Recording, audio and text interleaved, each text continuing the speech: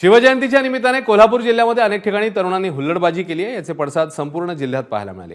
शिवभक्तांनी या घटनेचा निषेध व्यक्त केलाय। अशा पद्धतीने शिवजयंती साजरी करणारे शिवभक्त असू शकत नाहीत, त्यामुळे पोलिसांनी तातडीने कारवाई करावी अशी मागणी शिवभक्तांनी केली आहे।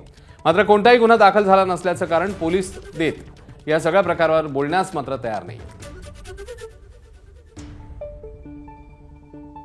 आता जे पुढचं पाऊल पडायला लागले ह्याच्यामध्ये व्यसनी म्हणजे ही तरुण पिढी व्यसनाकडे वळायला लागली आणि व्यसनामध्ये ती बुडलेली आहे ह्याचं हे लक्षण आहे।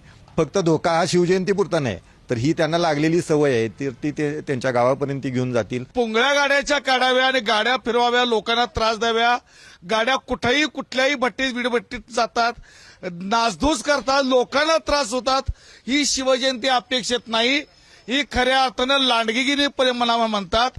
असल्या हुल्लडबाजांना शिवविचारात थारा नाही आहे, अशी शिवजयंती आम्हाला अपेक्षित नाही। अशा पद्धतीने जो कालचा प्रकार झालाय तो पूर्णपणे निंदनीय आहे। असा प्रकार इथून पुढे काल त्या जनतेनं त्यांना चोख प्रत्युत्तर दिलाय, पण इथून पुढे सुद्धा छत्रपतींच्या गडावर जाताना तिथलं पावित्र्य हे राखलंच पाहिजे, अन्यथा तिथली रयत येणाऱ्या त्या हुल्लडबाजांना त्या पद्धतीनं चोख प्रत्युत्तर दिले आणि ते मावळे नाही आहेत, ते कावळे आहेत असं मी म्हणतो। एबीपी माझा, उघडा डोळे बघा नीट।